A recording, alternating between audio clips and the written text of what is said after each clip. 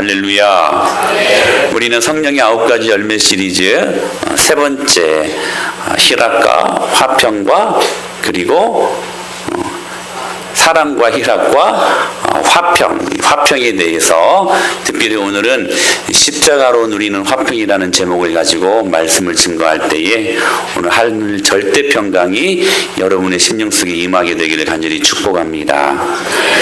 주전 36년부터 2005년까지 세상에는 15,000회의 알려진 전쟁이 있었다고 합니다.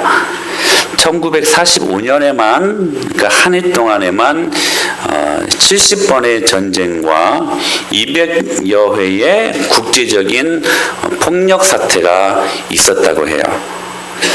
지금은 국가 간의 이데올로기, 이념 중심의 냉전이 종식되었다고는 하지만 그렇다고 세계가 평화의 낙원이 된 것이 결코 아닙니다. 여전히 사회의 불화와 분쟁은 연일 신문의 주 기사가 되고 있고 텔레비전에 아주 큰 이슈를 이루며 등장을 하고 있습니다. 조선일보의 보도에 의하면 우리나라 하루 남녀가 결혼할 때에 하루 평균 1026쌍이 결혼을 한다고 합니다. 그 중에 255쌍이 이혼을 한다고 그래요. 그러니까 4쌍 중 1쌍이 이혼을 하는 시대에 우리가 살고 있습니다. 이러한 통계 보고는 인간 실존에 결코 화평이 없다는 것을 보여주는 아주 중요한 통계 자료라고 생각이 되어집니다. 과학기술이 발전하고 또 그리고 국제관계를 개선하는 노력이 많이 있었지만 우리의 세상은 여전히 국제적인 평화도 없고 정치적인, 경제적인 평화도 없고 인종적인, 사회적인 그리고 가정적인, 개인적인 평화가 없는 세상에 살고 있다는 것입니다.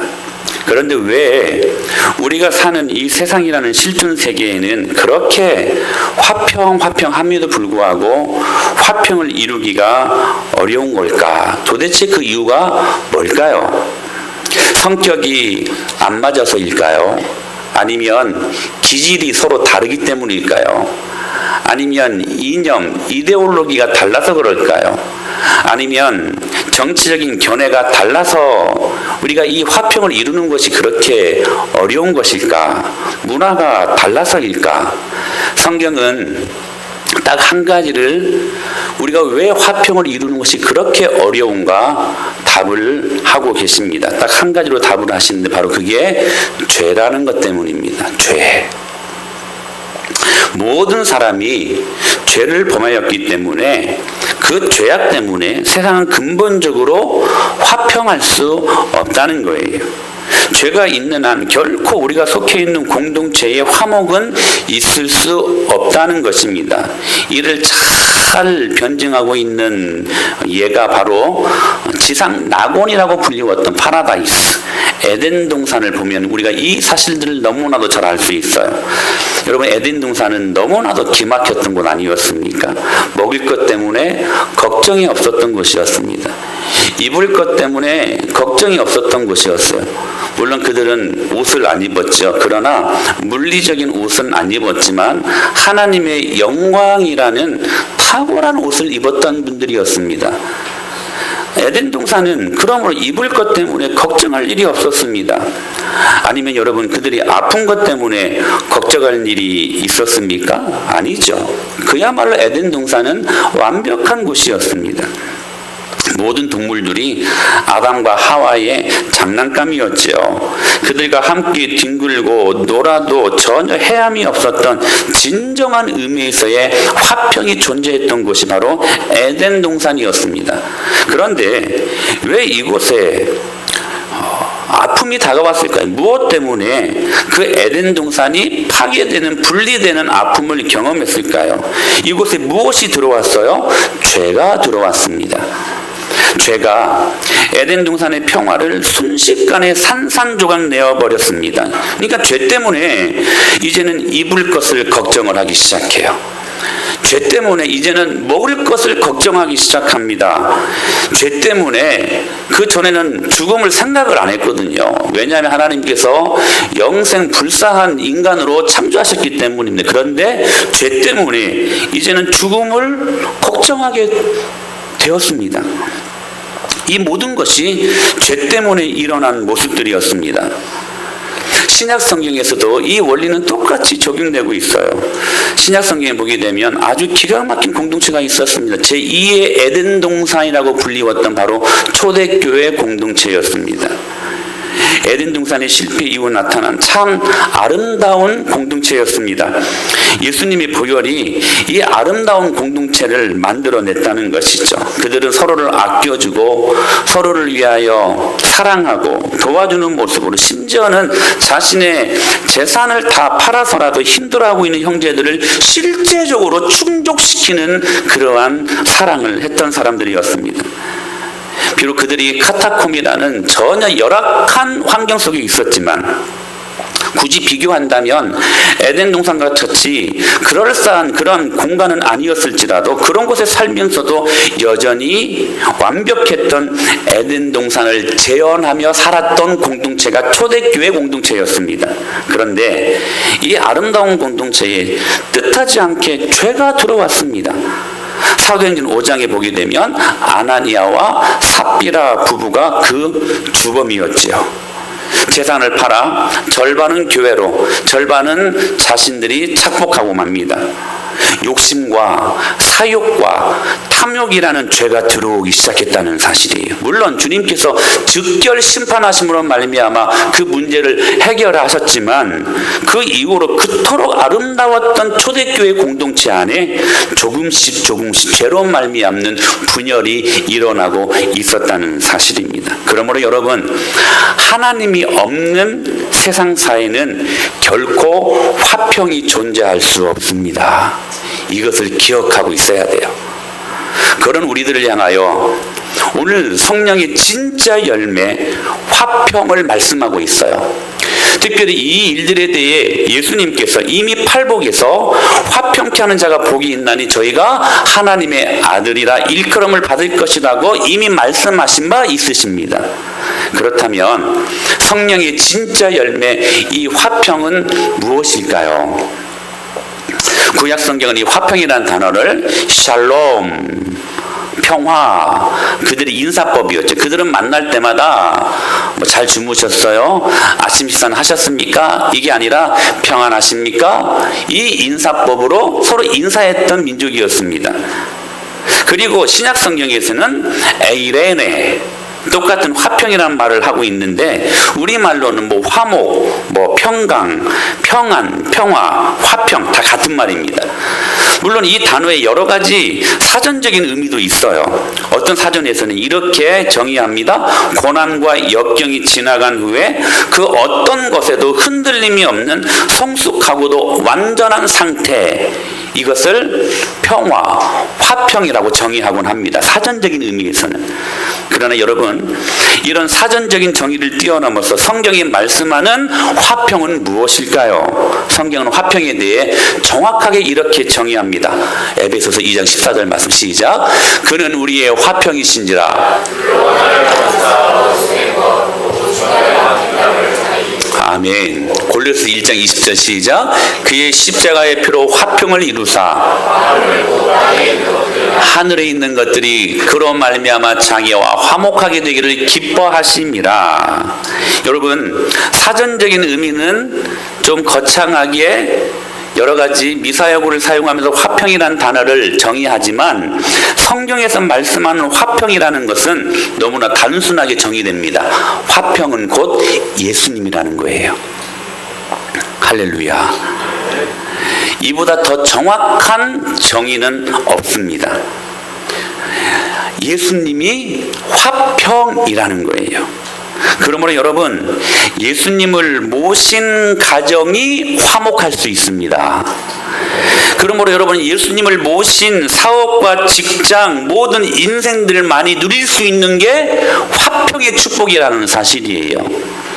자칫 우리 가정은 예수님 없어도 화목하다 할 수 있다라고 말하는 사람들이 있습니다. 네, 여러분, 그것은 가짜 화평입니다. 우리 안에 예수님이 계셔야만이 진짜 화목을 이룰 수 있고 화평을 이룰 수 있는 개인과 가정과 삶의 공동체가 될 수 있다는 사실이에요. 이 평화에는 크게 두 가지로 나뉘어질 수 있습니다. 하나는 팍스 로마나라는 말이에요. 그러니까 로마식 평화라는 것입니다. 여러분, 로마라는 나라가 힘과 권력과 통치와 남자다운 기계와 이런 것들로 군림하면서 평화를 수천 년 동안 누리지 않았습니까? 그래서 역사학자들은 로마나, 팍스 로마나라고 합니다. 이 팍스라는 말이 나중에 피스라는 말로 영어로 파생이 되어지죠. 그러니까 로마식 평화가 있다는 거예요. 더 쉽게 말하면 이 로마식 평화는 내 힘으로 얻어지는 평화입니다. 내 경험과 내 상식과 그리고 내 생각으로 얻어낼 수 있다라고 생각하는 평화 말입니다. 그게 로마식 세상적 평화입니다. 그런데 여기에 반해서 샬롬식 평화가 있어요. 이것은 여러분 어떤 평화냐면 하나님과의 관계 속에서 누리는 화평입니다. 여러분, 이 화평이 우리 가정 안에 들어올 때 우리 가정이 화목할 수 있다는 사실이에요. 아멘. 여러분, 이 샬롬식 하나님과의 관계 속에서 누리는 화평이 우리 인생 가운데 유입될 때에 그때 우리가 정말 기뻐하는 진짜 화평을 누릴 수가 있게 된다는 사실입니다. 그런데 오늘 진짜 성령의 열매로 소개되고 있는 이 화평, 근데 예수님이 화평이시라고 지금 분명히 말씀을 하시는데 오늘 또 다른 본문 마태복음 말씀을 보니까 그 예수님을 뭐라고 지금 소개하고 있어요? 화평이 아니래요. 검을 주러 오셨대요. 특히 집안 식구들로 하여금 불화하게 하려고 오셨대요.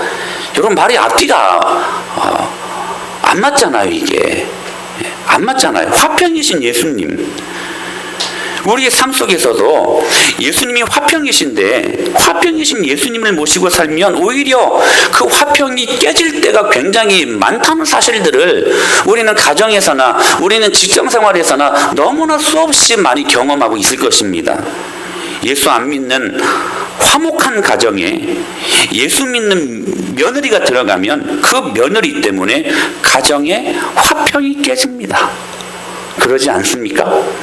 예수 잘 믿는 직장 동료 때문에 소위 회식 자리에서 그 회식 자리 분위기 망칠 때가 부지기수입니다. 주일 놀러 가자고 하는 남편 등살에 주일 예배하러 가야 한다는 아내의 굳은 결단 때문에 부부관계가 화평을 이루지 못할 때가 많이 있습니다. 왜 화평이신 예수님을 소유한 사람들이 가는 곳마다 피스메이커가 돼야 되는데 왜 피스 브레이커가 되는가, 트러블 메이커가 되는가 하는 거예요. 사실 예수님은 공생의 3년 사역을 감당하실 때 당시 종교 지도자들에게 그들의 평화를 깨뜨리는 참 껄끄러운 존재였습니다. 바리새인들을 향하여 이 독사의 새끼들아 말하면서 평상시 예수님의 모습과는 전혀 이미지가 안 맞는 독서를 퍼붓는가 하면 성전에서는 먹고 살겠다고 파송되었던 매매하는 상전들을 향하여 상을 뒤엎으시면서 분노하셨던 그들의 일상적인 화평을 깨뜨리시는 예수님의 모습으로 보여지고 있지 않았습니까? 더 결정적으로 오늘 본문에서 뭐라고 말씀하세요? 내가 세상에 화평을 주러 온 줄로 생각하지 말라. 화평이 아니요 검을 주러 왔노라. 예수님의 말씀이시거든요. 근데 화평이 누구시래요? 예수님이시래요. 무슨 아닙니까? 이유를 배반 아닙니까? 어떻게 화평이신 예수님이 화평이 아니라 검을 주러 오셨나 하는 겁니다. 이 말씀을 도대체 어떻게 이해해야 될까? 화평 대신 검, 즉 칼을 주러 오셨다는 것. 여러분, 여기서 검은 우리의 심령과 골수를 찔러 쪼개는 말씀의 검이 아닙니다. 여기에서 말하는 검은 곳곳에 불화를 일으키는 검이에요. 찌르고 아프게 하고 잘라내는 검, 그 검 말입니다. 특히 오늘 본문은 가족들 안에 불화를 일으킬 때 서로 원수가 되게 하시는 검이라고 또한 가관입니다. 이제 그렇게 더 깊이 있게 해석이 돼요.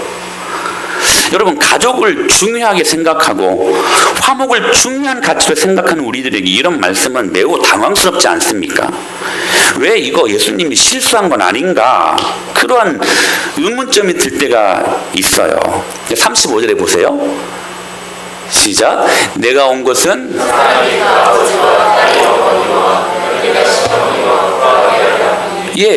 가족 간의 관계를 오히려 불화하게 만들기 위해 오셨다는 거예요. 37절 말씀. 시작. 아버지나 어머니를 나보다 더 사랑하는 자는 아들이나 딸을 나보다 더 사랑하는 자도 내게 합당하지 아니하며. 여러분, 조금 교양이 있고 조금 있어 보이는 사람은 나 챙기는 것보다 너희 부모님들 더 잘 챙겨라, 그렇게 말하는 것이 일리 아닙니까? 이치에 맞는 우리들의 인격스러운 모습들 아닐까요? 근데 예수님은 일리에도 안 맞고 이치에도 안 맞는 것 같아요. 너희가 그렇게 사랑하는 부모, 너희가 그렇게 사랑하는 자녀들, 그 자녀들 부모들보다 나를 더 사랑하지 아니하면 이건 합당한 일이 아니라고 심술궂은 영감처럼 그렇게 이야기를 하고 있어요. 무슨 의미일까요? 무슨 의미일까? 여러분, 우리가 아는 상식으로 보면 대개 신앙적인 가치가 우리의 도덕적 그리고 윤리적인 가치와 대립되지 않습니다. 예수 믿으면 우리 일반적인 도덕적인 행위, 착한 윤리적인 행실이 그냥 자연스럽게 따라가게 되어 있어요. 그러니까 예수님을 잘 믿는 사람들은 우리의 행실 역시 모든 사람들이 눈여겨볼 만한, 모델이 될 만한 그러한 삶을 살게 되어 있다는 것입니다. 이를테면 부모를 공경하라, 부부간에, 자녀간에 여러 그냥 도덕적인 가치들, 그리고 살인이나 도둑질, 간음 등등 여러 가지 가치들은 평상시 우리의 신앙과 함께 따라오는 거예요. 그러나 이게 중요해요. 오늘 이 말씀의 의미가 무엇인가? 시간이 되면, 카이로스, 하나님의 시간이 되면 이 둘이 어긋나 버릴 때가 반드시 온다는 사실입니다. 오히려 복음 때문에 그 화평이 깨질 때가 온다는 사실이에요. 복음 때문에 때로는 사랑하는 사람들과 결별해야 될 때가 온다는 거예요. 일상생활 속에서 내가 주인 되어 살면서 가짜 로마식 팍스 로마나, 가짜 화평대로 내 마음 가는 대로 살았던 내 삶에 익숙한 것들이 어느 순간 복음을 내가 1대1로 직면할 때에 그렇게 익숙했던 것들이 낯설게, 그리고 사라짐으로 내 인생 가운데 다가올 때가 있다는 사실입니다. 즉, 세상식, 로마식 화평이 깨질 때가 오게 되어 있다는 사실이에요. 내 방식대로 지금 잘 살고 있습니다. 내 경험과 내 상식대로 잘 살고 있는데 오늘 그것을 깨뜨리시는, 그래서 검을 쥐러 오시는 예수님의 모습을 발견할 수 있어야 된다는 사실이에요. 그래서 우리는 갈등합니다. 주님인가 가족인가? 끊임없이 갈등해요. 주님인가, 내 세상적인 로마식 평화, 내 세상적인 익숙함인가, 그 사이에서 갈등하게 돼요. 그러므로 여러분, 세상적인 화평을 누리기 위해서 우리가 정말로 누려야 될 십자가 화평을 경험하지 못한다면 오늘 주님께서 그 가짜 화평을 검으로 잘라내시겠다고 하시는 말씀이에요. 여러분, 오늘 이 말씀을 이해하기 위해서 누가복음 14장에 보면 어떤 한 주인이 큰 잔치를 배설을 합니다. 그리고 종들을 시켜가지고 다양한 종류의 사람들을 초청해 오게 해요. 문제는 여기에 있어요. 여러 가지 이유로 그 초대에 사람들이 응할 수 없다는 것이었습니다. 이 사실을 알게 된 주인이 화를 내며 종들을 시켜가지고 억지로라도 강권하여 데려다가 내 집을 채우라고 명령을 하지요. 근데 우리가 오늘 이 말씀에서 주목해야 될 것들은 잔치에 불응한 그 다양한 이유들입니다. 첫 번째 불응자는 어떤 이유였습니까? 나는 밭을 사야 되기 때문에 거절해요. 밭은 제가 언젠가 한번 말씀드렸던 것처럼 우리들의 소유를 의미하는 말씀입니다. 소유에 대한 관심. 두 번째 불응자는 소 5겨리를 사야 되므로 그것들을 시험해야 되기 때문에 못 간다. 이 소 5개를 산다는 이것은 우리의 생업이나 사업, 직장 생활에 대한 관심을 말하는 것입니다. 마지막으로 세 번째, 이 초청의 불응자, 이 불응자의 이유는 무엇이었는가? 나는 장가들었으니 그러므로 가지 못하겠다는 것입니다. 이 말씀은 사랑하는 사람이나 배우자에 대한 관심과 사랑을 의미하는 거예요. 자, 여러분, 소유에 대한 관심을 갖는 게 잘못된 겁니까? 아니에요. 잘못된 거 아닙니다. 생업이나 사업이나 직장 생활에 관심을 갖는 게 잘못된 일이에요? 아니에요. 잘못된 거 아닙니다. 오히려 여러분 그 관심이 있어야 돼요. 사랑하는 사람들에 대한 관심과 사랑 잘못된 겁니까? 아니요. 내 부모와 자녀들을 사랑해야 돼요. 공경해야 되고 순종해야 되고. 그러므로 여러분, 이것들이 결코 잘못된 것이 아닙니다. 그런데 중요한 것은, 자 보십시오.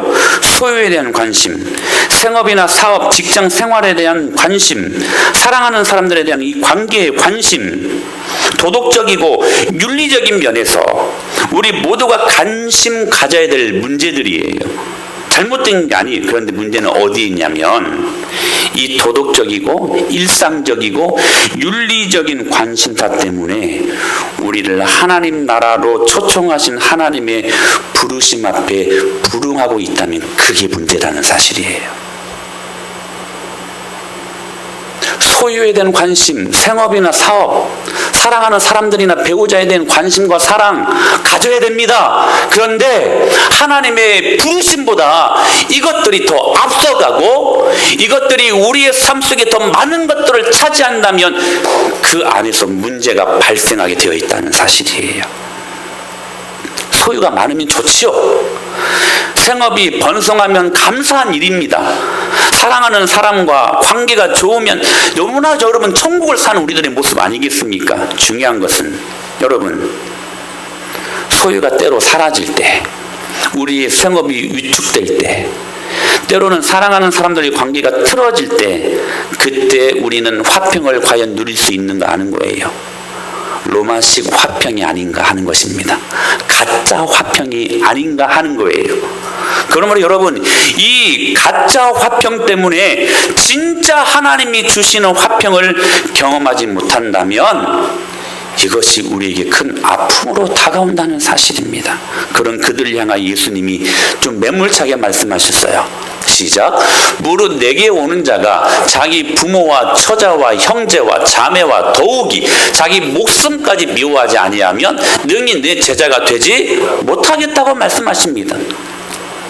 참 중요한 말씀이에요. 여러분, 하나님은 우리의 믿음이 도덕적인, 윤리적인, 일상적인 수준에서 벗어나서 진심으로 십자가를 질 수 있는 신앙적인 수준으로 올라서기를 오늘 원하신다는 말씀입니다. 즉, 이 말씀이 정말 중요해요. 십자가는 도덕적이고 일상적인 윤리적인 삶의 수준으로 질 수 있는 게 아니라는 거예요. 즉, 소유에 대한 관심과 생업이나 사업에 대한 관심, 사랑하는 사람들과의 관계에서 오는 그 모든 일상적인 윤리적 도덕적 수준으로 질 수 있는 게 아니라는 것입니다. 이 십자가는 여러분 기억하십시오. 이를 뛰어넘어서 오늘 우리가 목숨을 버릴 수 있는 수준이 되어야 질 수 있는 거랍니다. 그러기 위해서 때로 예수님 때문에 겪어야 되는 불편한 관계가 자연스럽게 따라오게 된다는 것입니다. 그래서 여러분 디모데에서 이렇게 말씀하고 있지 않습니까? 무릇 그리스도 예수 안에서 경건하게 살고자 하는 자들마다 고난이 따라온다고 말씀하세요. 고난이 따라온대요. 세상에서는 내가 때로 왕따를 당하고 소외되는 좁은 길을 향하여 걸어갈 수 있는 우리의 삶이 뒤따라올 수 있다는 사실입니다. 이를 굉장히 잘 대변해주고 있는 말씀이 누가복음 1장의 말씀이었어요. 특별히 누가복음 1장 28절에 보면 처녀의 몸으로 잉태한 마리아에게 천사가 이렇게 나타나서 갑자기 예고합니다. 초청도 안 했는데 나타나서 말합니다. 이 말씀이에요. 시작. 그에게 들어가 이르되 은혜를 받은 자여 평안할지어다. 주께서 너와 함께 하시도다 하니. 여러분 지금 어떤 상황입니까? 처녀가 임신을 낸 지금 상황입니다. 그런데 처녀가 임신했는데 천사가 나타나서 평안하래요. 여러분 누가 그 말 앞에 아멘 할 수 있습니까? 처녀가 임신했다. 지금 돌에 맞아 죽을 상황입니다. 근데 천사가 평안하래요. 이 말에 아멘. 누가 이렇게 담대하게 그냥 기꺼이 그 말 앞에 응답할 수 있겠습니까? 들키면 돌에 맞아 죽으라는 그 상황인데 어떻게 이 불안하고 두려운 상황 속에서 평안할 수 있겠는가 하는 것입니다. 이 마리아도 이 부분들이 굉장히 난감하고 당황스러웠던 모양이에요. 그래서 이렇게 반응합니다. 시작. 처녀가 그 말을 듣고 놀라 이런 인사가 어찌함인가 생각하며 놀랐어요. 당황스러웠어요. 그런데 두려워 어리둥절하고 있는 이 마리아에게 천사가 다음과 같이 말을 합니다. 시작. 천사가 이르되 마리아여 무서워하지 말라. 내가 하나님께 은혜를 입었느니라. 사랑하는 여러분, 성경은 도덕적이고 윤리적인 삶을 우리에게 반드시 요구하십니다. 그리고 우리가 또 그렇게 살아야만 합니다. 그러나 여러분, 도덕적이고 윤리적인 삶으로만 십자가를 질 수는 결코 없습니다. 마리아를 보십시오. 처녀가 가지고 있는 순결성을 오해받을 수 있는 상황이었습니다. 지금 분명히 오해받을 수 있는 정말 불편한 그런 개인적인 상황이었어요. 여러분 천사의 메시지가 분명히 마리아에게는 화평의 메시지가 아니라 본인 자신에게 있어서는 불화하는, 자신의 삶을 완전히 엉망진창으로 만들어버리는 그런 메시지였을 거란 말이에요. 그는 또한 정원한 그 정원자 요셉이라는 사람이 있었잖아요. 그 관계는 이제 어떻게 되겠는가? 그 부모와 양가 부모들 사이에서 내가 어떠한 이제 오해를 받을 것인가? 아니, 나사렛이라는 한 동네 안에서, 물론 촌동네였지만 여러분 총동네였기 때문에 그 소문이 더 빨리 퍼져나가는 것 아니겠습니까? 그 손가락질, 그 조롱받을 그 모든 일들 생각을 하면 할수록 꼬리에 꼬리를 물고 이것은 화평의 메시지가 아니에요. 이건 은혜의 메시지가 아니에요. 이것은 축복의 메시지가 아니에요. 메시아가 네 몸에서 날 것이다 하신 그 말씀이었지만 결코 개인적인 입장에서 그 메시지는 축복의 메시지가 아니었단 말이죠. 그런데 여러분, 마리아가 어떻게 고백합니까? 같이 한 말씀 보실까요? 시작. 대저 하나님의 모든 말씀은 능하지 못하심이 없느니라. 마리아가 이르되 주여 여종이오니 말씀대로 내게 이루어지이다 하며 천사가 떠나가니라. 여러분, 단순히 도덕적이고 윤리적인 기준을 가지고서는 이런 고백이 힘들었을 것입니다.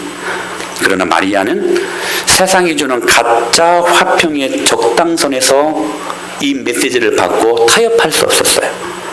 세상이 주는 가짜 화평 대신 진짜 화평, 즉 하나님의 검을 선택할 수 있었다는 사실이에요.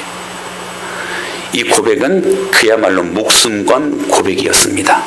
천사님, 아니에요, 저 그거 받기 싫어요, 거절할 수 있었을 것입니다. 그러면 가짜 화평은 누릴 수 있었을 거예요.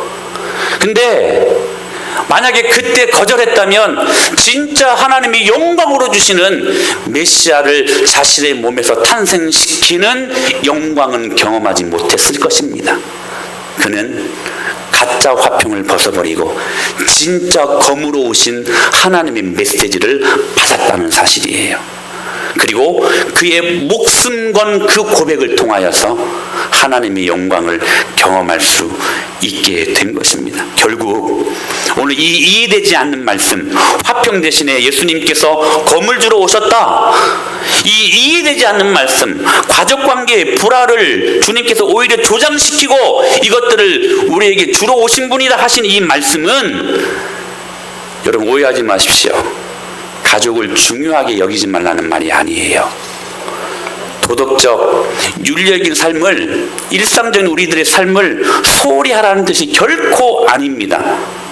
예수님을 생명이라고 고백하면서도 아직도 가족이라는 틀 안에 갇혀가지고 1대1로 하나님을 만나지 못하고 아버지의 하나님, 어머니의 하나님, 할아버지의 하나님, 내 조상적에서부터 믿고 있는 그 하나님으로만 내가 인식하고 있다면 오늘 그 가족의 틀 깨뜨리고 1대1로 하나님을 만나라는 말입니다.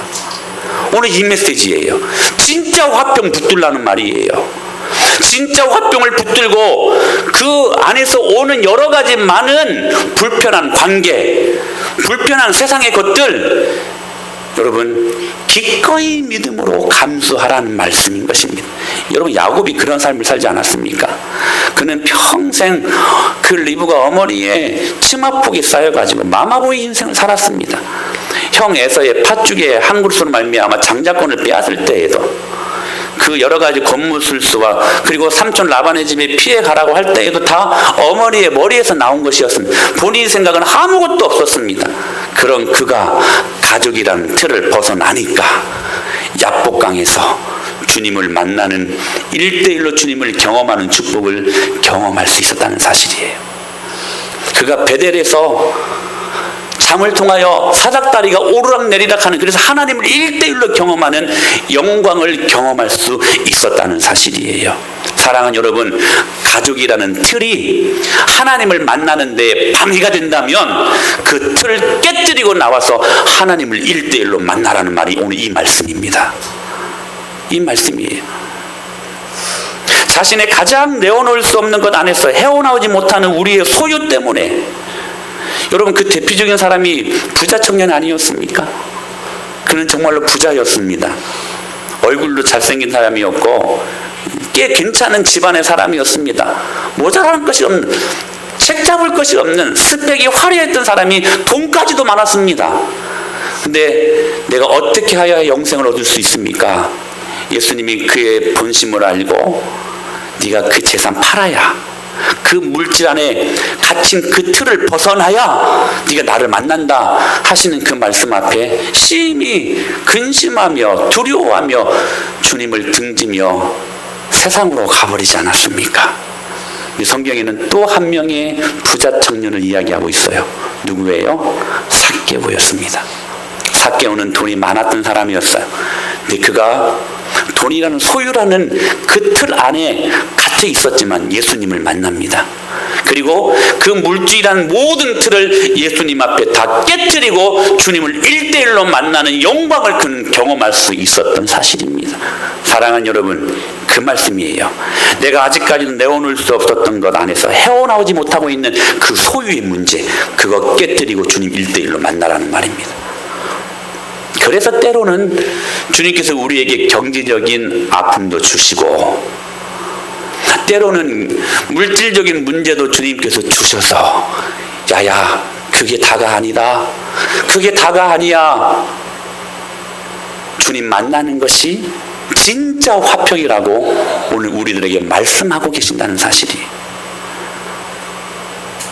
세상적인 생업과 사업과 직장 생활에 국한되어 그것 놓칠까봐 급급해하며 연연해야 하는 그 인생들을, 그거 깨라는 거예요. 그거 깨고 나오라는 거예요. 사랑하는 사람들의 관계 속에서 하나님의 권위보다 더 높아지려고 하는 마음들, 여러분 결국 아담이 여러분 실패한 이유가 무엇입니까? 하나님보다 아내 하와의 말이 더 권위스럽게 다가왔던 모양이에요. 하나님 따먹지 말랬잖아요, 선악과. 근데 하와가 한번 따먹고 나더니 남편에게 그 선악과를 줍니다. 사랑하는 사람이 줬어요. 그러니까 순간 아담이 하나님의 권위보다 사랑하는 사람의 권위가 더 높아지게 여겨졌다는 사실이에요. 결국 먹고 인류의 치명적인 아픔을 가져다주는 실수를 범하지 않았습니까? 오늘 거기에서 오는 가짜 화평을 과감하게 깨뜨리라고 오늘 우리들에게 요구하시는 말씀이 오늘 이 말씀이라는 사실입니다. 사랑하는 여러분, 어느 순간에는 나를 따라오너라, 내가 너희로 사람을 낚는 어부가 되게 하겠다 하실 때에 제자들은 여러분 곧 그물과 배를 다 버려버리고 예수님을 따라갔다고 성경은 말씀하고 있습니다. 여러분, 도덕적인, 윤리적인, 일상적인 생활로는 주님을 만날 수 없습니다.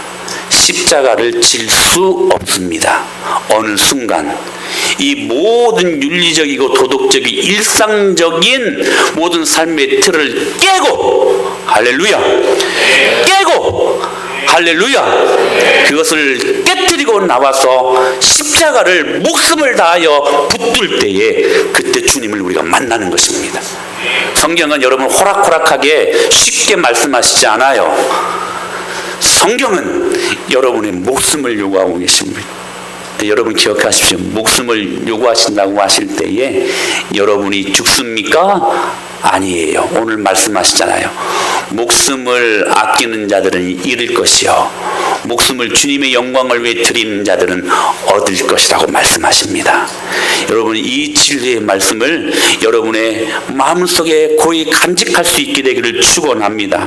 그러므로 여러분, 우리의 삶 속에서 하나님과 이루는 절대 화평 때문에 때로 세상과 불화가 일어날 때 세상과 자꾸 낯설어지는 것을 외로움이라고 말하지 마십시오. 우리 그렇게 살아가십시다. 세상과 자꾸 어긋나는 것을 예수님 때문에 그 이루려고 하는 화평 때문에 세상과 자꾸 어긋나는 것을 밀려나는 것이라고 서러워하지 마시기를 바랍니다.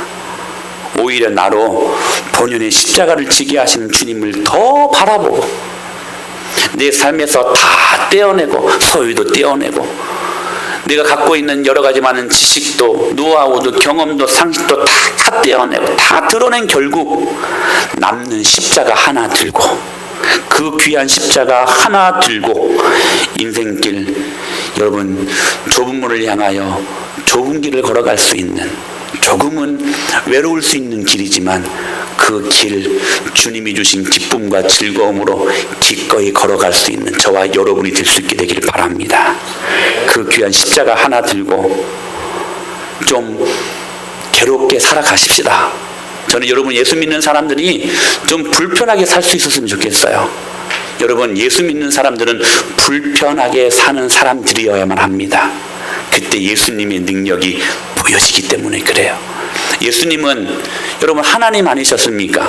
온 우주 만물의 것들이 다 당신의 것 아니었습니까?